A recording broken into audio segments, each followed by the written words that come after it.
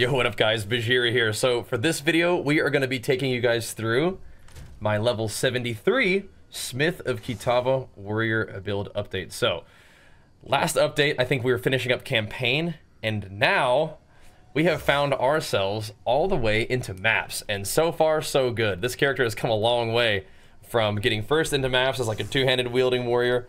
Now we have enough strength to equip a shield. We've bolstered defenses a little bit.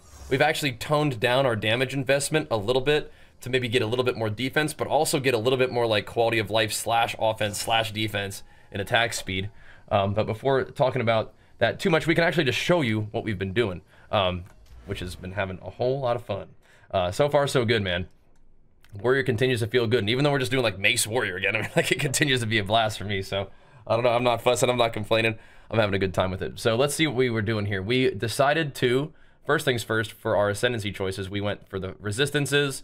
We went for modifiers to fire resistance, also grant cold and lightning resistance at 50% of their value, which is really making it very easy to get resistances. Super nice. Another fire resistance little mini node here, and then modifiers to max fire resistance also grant maximum cold and lightning, which is one of the reasons why you're seeing us have already 80 plus max resist, which is super, super nice. Max elemental resist is such a nice defensive layer in Path of Exile 2. So I think Smith is going to be like a super tanky dude. My next ascendancies, when I get them, we are going to grab one of these. We're just going to go for the passive stuff, man. The active stuff is interesting, but it's just not really what I want to do. I think we're going to grab this, and then we have some really cool options. I'm probably not going to go for the resists. Might go for strength, might go for life with the first 2 points.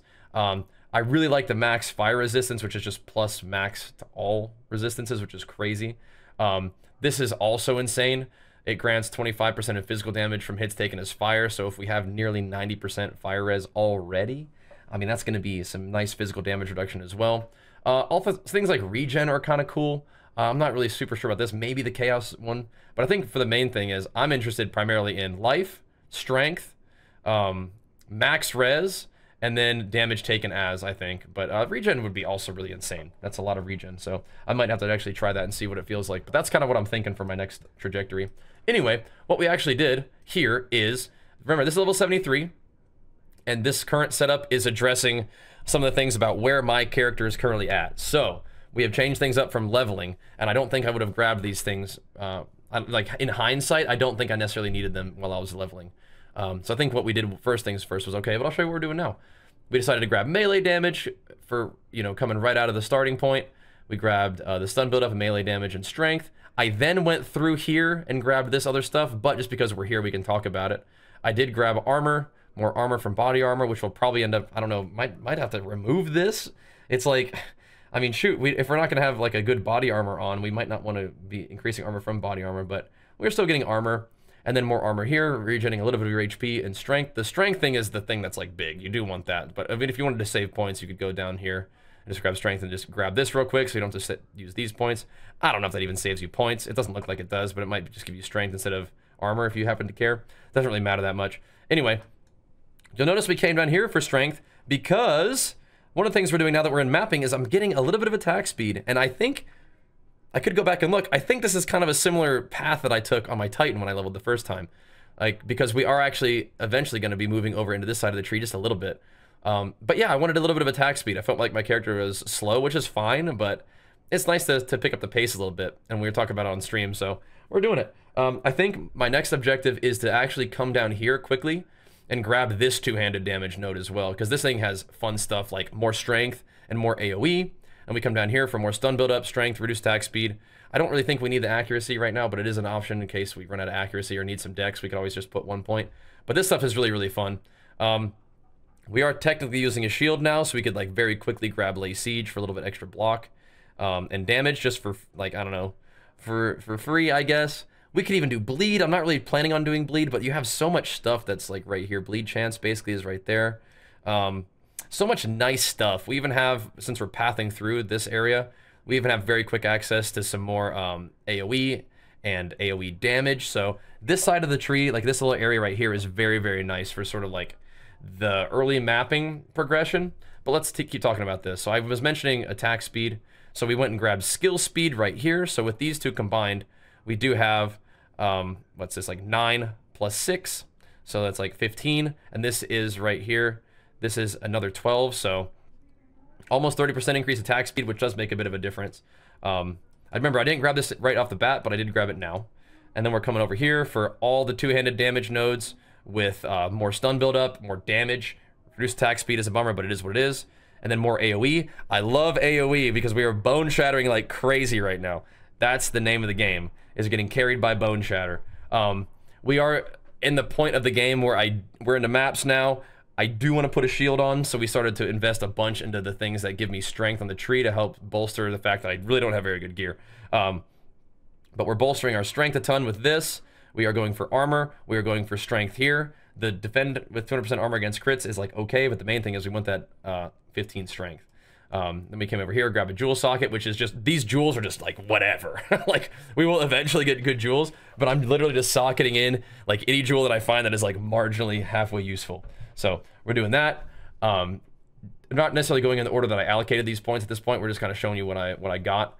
These are all good to put in. It's just kind of a matter of like, if you're leveling, it's like, okay, right now, do I need more damage or do I need more tankiness? You can do some of the tanky utility stuff if you need it, or if you want to do more damage, then you can. Because a lot of this will change about, you know, depending on your gear. If you get a good weapon, you know, you're going to be doing a lot of damage, so you can kind of like fill in AoE. Like if you're killing things, then expand the range that you kill things, right? So that's what we're doing there.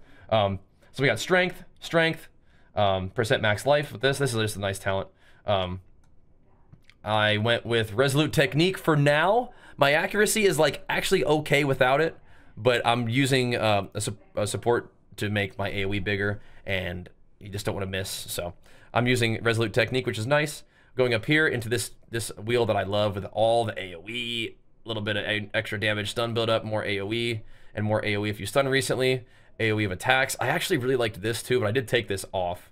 We don't really need the stun build up that much, and that's actually what it's leading to. But we did take a few things off. We moved, like I told you, we moved some damage around to get other stuff. So we'll talk about that when we go up here. We have reduced attack speed, more damage all the way through to the big node for that same thing.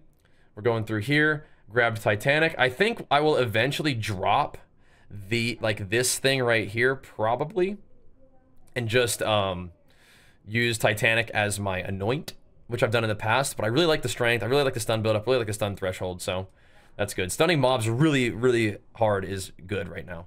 But I also like to go up here for this thing. We went kind of this way to just get max fire res, which is all res, right? Then we grabbed the all res and +5 to all elemental resistances. We came up here for the jewel socket into this tree, which I think, or this wheel, which I think is kind of cool. Close range, big damage with close range. I think they nerfed this a little bit though. I'm not sure about that. I feel like they did. And then I came here for more melee damage and then more AoE if you've killed recently, and just AoE for attacks. One of the reasons I want to be up here is I will probably eventually grab blood magic, so it just kind of makes sense to be around this area. Remember, we had filled out this whole wheel just for just generic damage while leveling, and then my damage started to be enough, so we were able to subtract it out. But it was nice to just have while leveling. But taking points out of here, and even here allowed me to make some moves over here, and then down here, right? So we went for strength and reduced mana. We actually have enough mana as it is, but we wanted to get all the strength, right? So we could equip the two-hander in one hand. You don't have to take this node, but we do have like 300 strength, so it's like 20% increased damage for 1 point, which seemed okay. Not having mana issues, so the drawback isn't a problem. Eventually we're gonna do blood magic anyway, because we don't mess around with mana. But we did get Giant's Blood, which lets us use our big two-handed mace in one hand and a big old shield in the other, which is great.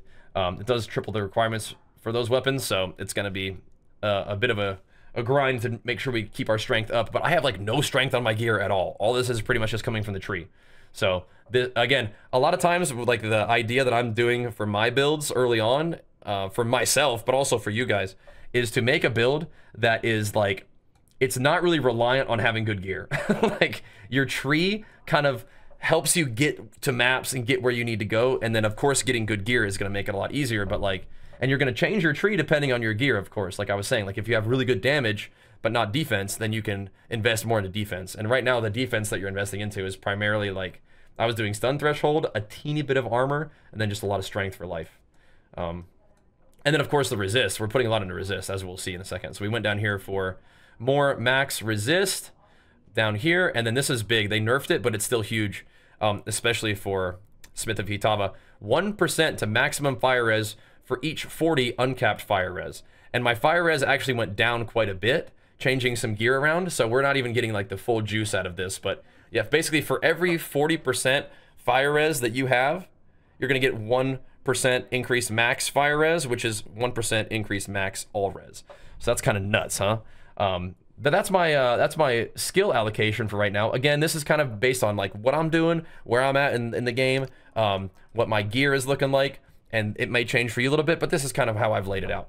And this is feeling pretty good. The one thing I'll say is I feel like my damage is a little bit light right now, so if I'm gonna change things around, I may like take out this stuff right here, this attack speed, to try to get down into this a little bit more quickly, right? Because I can live with being a little bit slower attack speed, although for mapping it is really nice. Let me talk to you about my skills a little bit. The skills haven't changed much, but I'll show you what I'm working with. Mace Strike, I really don't use it very often, but when I do, I have it doing a little bit more fire damage, a little bit of bleed application, a little bit more damage when enemies are close to me, which is like always when you're meleeing, and then Culling Strike. It is kind of nice to be able to whack an enemy and have it get cold, which means it just instantly killed, right? Normal enemies are 30%, magic enemies are 20%, rares are 10%, and uniques are 5% at that culling range. So if you whack them at those health values, they're just gone, which is nice. Leap Slam and Bone Shatter are your bread and butter, and they are your bread and butter for a long time.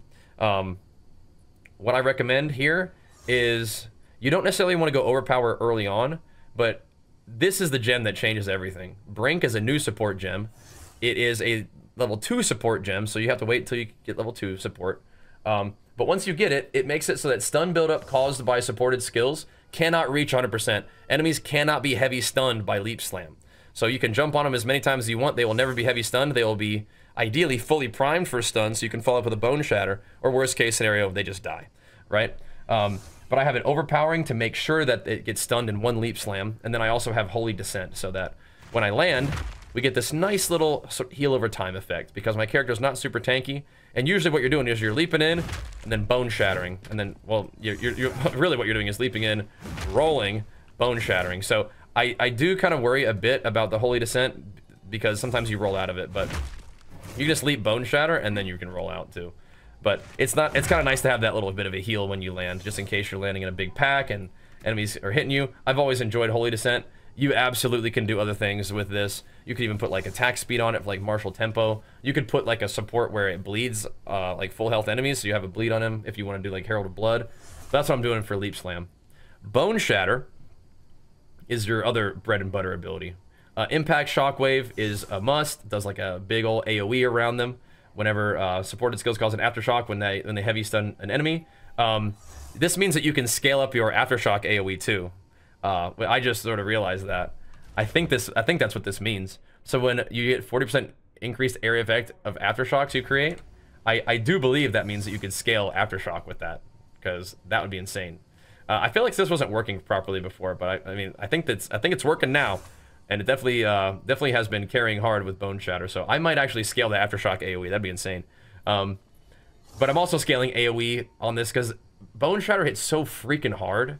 I'm just putting AoE on it basically now. So it has more AoE on it, and then I actually also have more AoE here. Reach is another new gem. Supported skills have 80% less accuracy rating against enemies that are close range, but supported skills have 35% more AoE. Remember, we're playing Resolute Technique, so we literally cannot miss. So the accuracy penalty does not matter. So we're just doing Giga AoE with Bone Shatter. Hammer of the Gods. We've got right now just Fist of War to make it hit harder and do more AoE. We've got it attacking a little bit slower, but hitting way harder. And we also have it doing more maximum physical hit damage. You can put other things on this. You can put AoE on it too. If you're not using Resolute Technique, remember that Hammer of the Gods can't be evaded. So that Reach is kind of a natural choice for Hammer of the Gods, where you can get the benefit without having to worry about the penalty. Hey, Wookie. There's a big boy. Big old cat checking in. You don't usually check in, but you want to come say hi? And then, so we've got Perfect Strike. So one of the things about this build is I still kind of miss Sunder, but Resolute Technique makes Sunder not really work as well, because Sunder really benefits from having extra crit damage, guaranteed crits against fully broken armored targets. So we're not really benefiting from that. Oliver is laying down on the mouse. All right, let me unplug it. That way we can still use the mouse. Here we go. Shoutouts to wireless mouse. Okay. Perfect Strike is kind of what I'm using as like a catch-all. Like, you leap in, you bone shatter a rare, it doesn't die. What do you do then? It's like, okay, well, I guess we're going to Perfect Strike it. And when we do, we have a shorter timing window, but more damage if you nail the timing window with Window of Opportunity. We have it doing just more weapon elemental damage. It pretty much only does elemental damage, so I think it's okay to do this. And I use Martial Tempo to have it more have more attack speed. Absolutely. Hey, Dad. Yeah. I want to get this mod on the market. Okay. Is it okay if me and Mommy use some of Mommy's money? It is. It is okay. Thank you for asking me, Archer. Wookie, you're over there? You're actually clicking on my other mouse with your colossal hulking form, you titan cat. Okay, so I'll use Martial Tempo on this to make it not be quite as long of a wind up, because it is kind of slow, even with the attack speed. But that's what I'm using. If I wanted to do more damage with it, we could. But Martial Tempo is what I use right now. For Infernal Cry, this is our big damage buff shout. We have it empowering supported skills to deal more damage. So usually what we're doing is we are like, we're stunning an, this is for a boss too, right? We're stunning an enemy, so you can just leap slam on him to stun him. And then you bone shatter him. And then what you'll do is you'll Seismic Cry, Infernal Cry, and then drop the hammer on him with Hammer of the Gods. That's what you usually do. So what that looks like is this is buffing it up, and this also just makes it cost less mana, because the shouts do cost a lot of mana. Seismic Cry, I can use this as a daze effect, so that it makes enemies more vulnerable to like stun build up. So this is kind of nice to just pop on a boss real quick and then start jumping on them. And then bone shatter them into the hammer combo I just talked about. And then I also have shield charge, just like a little, I mean, I took out, oh my gosh. I took out, what was it? What were we even using there? Rolling Slam? I'm not ready. And then I just wanted to have just like a little zippy movement skill. I really would like to use Stampede with this build eventually. We just need more damage, or else we won't be able to do that much with Stampede. But scaling Aftershock, scaling AoE, and using Stampede would be really fun with this guy. I would like that a lot. But that's what we're using right now. And for shield charge, I have it just Ingenuity, so it has a shorter cooldown rate, and I have it pinning. I don't want it to be interfering with my stuns, so if I do charge into somebody, it doesn't contribute to their stun buildup, and which is fine, because I don't actually want that messing up my stuff. So let's plug this back in here because we don't want that. All right. So now let's look at my gear a little bit. We have our I don't know if this was the hammer I had. I'm pretty sure a lot of my gear might be the same. Anyway, this is the hammer that I have. It has increased physical damage, and that's really about it. Like this weapon does nothing at all except for having big physical damage. So absolutely could upgrade this thing. What you want on a weapon is % increased physical damage, flat physical damage. That's what you want, and then you upgrade it, and then you put iron runes in it. This weapon is kind of a potato. It even has lesser iron runes, so that is what it is. But in terms of suffixes, you could have like attack speed, you could have like melee skills, strength, all those things would be excellent. And attacks, like remember, I don't have attack speed on my weapon, I don't have attack speed on my gloves, so we could get way more attack speed. That'd be amazing. We also have, let's just keep going through it. My ring does nothing, but rings would be great to have attributes, resists, life. All your armor is like, you want life, basically, yeah, strength, life, resists. But the thing about Smith is that resists are kind of solved, so it's a little bit different. You could get different stuff now. But you want life, basically. Life and strength. And then enough resists, but you might not need to do a lot of resists. So you can probably get like life, strength, and other stats would be great too. That'd probably be really good actually, is like life, strength, and all stats, so you can get even more strength, if that's how it works. And then rarity is okay, physical damage is okay. But on your armor in general, again, like armor is cool, but you want life, strength, and then enough resist, right? Life, strength, resist on every piece of gear. This thing is not very good, but it's life and strength and fire resist. It'll have to do. This ring is life, not strength, but it has all res, so it's like okay. Again, this gear is trash, but it's like this is what you can expect to get in the early game and early mapping. We did find a shield. The shield does actually want life, strength. Resists are okay, but it really wants block chance. We found this shield with 67% increased block chance. That way you just, like, armor and stuff on the shield is cool, but you do want a high just base block value, just so that you're not, the purpose of the shield is to give you just a chance to just not take every single hit that comes your way, right? So blocking about half of them is good. That's what we're looking for there. But again, life, strength, resist, sort of, on armor, because the only reason I say is because you have so much resist from your ascendancy, so maybe you could get armor, right? You could get actual defenses. The chest piece, this is what I have right now. It has life, it has strength, it has armor, but don't get attached to the chest piece because it's going to be a white chest piece here in a second when you ascend, and then you're just going to have all your buffs from your ascendancy on this. So armor, like the chest armor is like, it's okay for now, but yeah, don't get attached. Movement speed on boots is a mandatory. That's really what, like life, movement speed, strength, and then of course resists, right? But for boots, you definitely want to have movement speed and then the life strength combo, right? All that stuff. Same thing with belt. Belt is like, you want life, you want strength, you want resist. We don't have it all. It is what it is. Gloves, life, strength. But remember, gloves can have really cool stuff like attack speed. It can even have plus level of melee skills. These gloves came from the ritual reward of the first, like, Act 1 King of the Mist that I did. And I've still kept them equipped, so that's where my gear is at. Flasks, I love the charges gained per second. I really like the percent recovery applied instantly. This is a nice flask. I would just like it to be a higher base of the flask. My mana thing, it's got a charge when you kill an enemy. It's okay. I would still rather have the charges per second. And then whatever we want, maybe like more mana, recovery rate is fine. In terms of my charm, I think I would actually, at this point, rather put on a chaos resistance charm. Although poison removal is fine. It could also vary depending on like what you're fighting and stuff. But that's what we've got going here for my gear and for my skills and for my abilities. In terms of my Atlas passives, all we're doing for Atlas passives right now is just increasing pack size in my maps, because I notice that the maps do seem to have pretty juicy pack size, and as a result, I'm like, yo, let's just juice it up even more. The end game seems very interesting. The corrupted areas seem pretty dang cool. The maps in general just seem like they're packed. I did a ritual and it had like multiple waves in like a T1 map ritual. So endgame to me right now seems really fun. And I feel like I am noticing a difference so far, but maybe I'm just not that deep into it. And so like we've just been getting like good maps early on, but I don't know. It's been really sweet.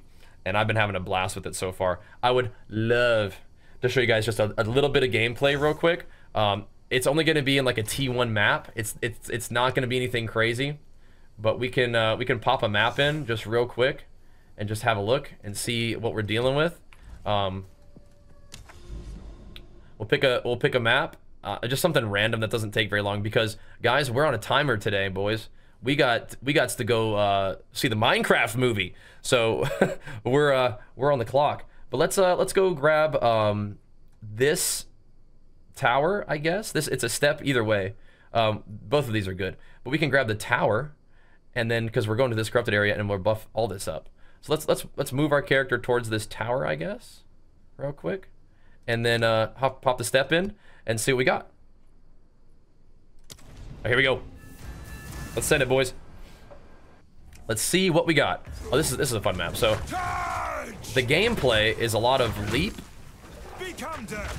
and then you can war cry if you want to, but you don't really need to most of the time. Just leap, prime for stun, bone shatter. If anything survives, you can perfect strike it. So here's my concern, right? Like, I want that enemy to die in one bone shatter, and if it's not dying in one bone shatter, then we're gonna need to change the way that our damage works. Because I want to be... Oh, what's that? You can sell those, huh? Cool.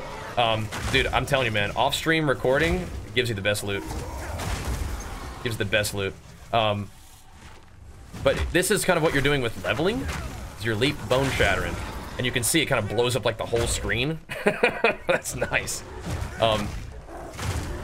And for my own sort of like trial and error, like figuring things out as we go, we have to figure out if we do enough damage. Oliver's back on my mouse. Oliver, no. Doing it live, boys. We're doing it live. Okay. We're doing it live. But yeah, so if you can kill things in one Leap Bone Shatter, cool. If not, then you're gonna have to whack them with a Perfect Strike. So we don't have the really opportunity to like deal with it right now. But I would say the way that it's feeling at the moment is I'm probably going to take it out attack speed and start moving back towards damage, just because I don't want any of these mobs surviving my Leap Bone Shatter combo, right? This big boy right here, we stun him, we seismic shout him, we light him up with a guaranteed aftershock Hammer of the Gods. And that's what we're doing against bosses. Is the same kind of thing. We're trying to get them stunned. And sometimes I will Infernal Cry my Bone Shatter just to try to have a little bit more AoE. But yeah, these mobs surviving is not what I want. I want to have enough damage where I'm Leap Bone Shattering and killing everything. So remember, like I was saying, what I'll do is I'll probably shave off attack speed. Now, there's also an argument to be made that I may not even really need the amount of max res that I have right now. But I don't like, you know, I don't like to be dead. And when we first got to maps, we were stressing. We were sweating. I mean, it was fun, but like having no shield on, like we were getting schmacked all the time. Oh, chaos damage still hurts. We were getting schmacked like all the time. So we were always like leaping into a crowd, like dipping, nearly being dead, and then like barely surviving, and then bone shattering and killing everything. Oh, speaking of which, I think I completely skipped over some stuff. Yeah, my auras. Sorry about that. So my auras are cannibalism with herbalism. So whenever I kill something, I get 2% of my max life recovered. And time of need is fast forward and clarity with a little bit extra mana right now. If I wasn't using resolute technique, I would probably be using precision instead of clarity, but that's what I'm doing. Sorry, I needed to scroll down. But those are my auras. So whenever I kill something, they are exploding with fire damage to ignite. And the ignite is based off of how much I overkill them. And Bone Shatter does hit pretty dang hard. So it frequently overkills things by quite a bit. And so that's going to doing a lot of ignite damage. Another reason why we need to make sure we're keeping our damage high.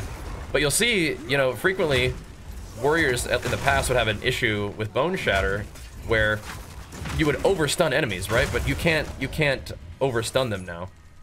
All you do is you just bring them right up to their stun threshold, which makes it super easy to Bone Shatter. So I like Bone Shatter.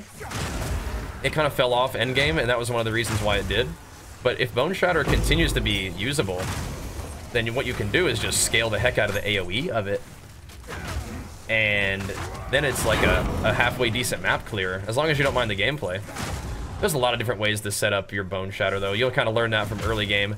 You can do it with, you know, Rolling Slam. You can do it with Earthquake. But I think Leap Slam is really nice for late game. But if you would prefer to do it with like Rolling Slam, what you can do is you can just like use like the first tick of Rolling Slam, and then drop the Earth Shatter, or drop the you can do it with Earth Shatter, and then drop the Bone Shatter off of that. But whatever you want to use as your main sort of stun threshold skill, just put Brink on it, and you'll be fine. Put a little Brink. I don't really use Shield Charge that often. I haven't really worked it into my rhythm too much. But when I do, it's mostly just a mobility thing. Did he actually get stunned there? I think I may have missed my chance to light him up. That's alright. Drop one hammer on him, and we'll perfect strike him down. That's kind of how you kill the big boys that survive. Eventually, I absolutely am going to be thinking about going into a sort of a version of the build that I played on my Titan, where I'm using Stampede and Sunder, right? Stampede breaks armor, Sunder kind of benefits from that, but I could do something like that with this already, right? Instead of using, or like just whenever I get like another skill slot for Bone Shatter, I could be breaking armor, and I was doing that for a little while. I was actually doing armor breaking as part of what I was using Bone Shatter for. Not doing it right now, though. Because I feel like instead of armor break, which is just a nice mechanic, I wasn't really making use of armor break that much. These guys are tanky, huh? They have increased life, so Take that. when you're fighting something like that, it's nice to have a perfect strike to just wail on them. But, you know, Sunder can do the job, you just have to get enough accuracy. But so this is just like a really chill easy way of doing it. So you really want Infernal Cry on the hammer. Kind of trolling doing it that way, but we got him. We got him. But I am loving the gameplay of it. It's very straightforward. Just leap, bone shatter, a couple perfect strikes for stronger enemies, and that's chill for me. Because I always loved pressing bone shatter. It just sort of, like I said, it just sort of fell off late game. Not because it did bad damage. It was just it was hard to not overstun enemies. But now you don't have to worry about that. I mean, I think that eventually, like, Stampede's clear speed will be better, because instead of a 1-2 combo, it's just literally Stampede, and then the screen explodes with aftershocks. But you could Stampede and put Brink on it, and if things don't die to the Stampede armor explosion, then they get primed for stun, and then you can Bone Shatter to finish them off and, like, finish your clear, right? But yeah, for strong monsters, just hit him with the Seismic Cry hammer. A Jinbaria, we need that! We need that, boys, so I can go work on my 3rd Ascension. Let's go! Off-stream recording wins again. I'm not ready. You'll love to see it. But we, if you guys want to see more gameplay of this build, remember that we are streaming pretty much every day on Twitch. Weekends, we don't usually stream as much, outside of launch, of course. Shout out to my family for letting me degen stream for the first day and 2 days of launch. But we do play a whole lot of PoE. I love Path of Exile. I'm loving the new patch. I think Warrior's feeling great. I think the game is, like, the combat has been engaging. I love the way that the progression of your character's power feels. So I'm looking forward to playing a whole lot more PoE 2. And my character's feeling good right now. We don't really need to drop the attack speed, I don't think. But that's one thing we could do. That's all I'm really thinking about. We have become a whole lot tankier after kind of getting to level 70-ish. Having, like, what, we have like 1 piece of gear with strength on it, 2 pieces of gear with strength on it. So we had enough talent points to invest in all the strength of the tree, and then get the shield on. I'm not ready. And then, oh, I see. Here we go. Oh, I messed that up terribly. It's alright. We'll get him with perfect strike. There we go. To get the shield on, and be tanky enough to not just get my butt kicked by mobs out in tier 1 maps. Remember, this is just a tier 1 map, so let's not get too excited, right? Not like a Giga Beast just quite yet. But we're getting there. We're getting there, and that's part of the fun, man. PoE is a great game for, like, that getting your butt kicked and then getting strong enough to overcome the challenge, to then get your butt kicked again, then overcome the challenge. I have a bad habit of doing that, of war crying before leap. Don't do that. War cry before bone shatter if you're gonna use it just rotationally. You get that big hit and get everything exploding. You're gonna do it like that. Boosh! That can be done. Yeah, all in all, it's feeling really good, and this is a build that, again, this basic setup, you could use the level and then play whatever you want.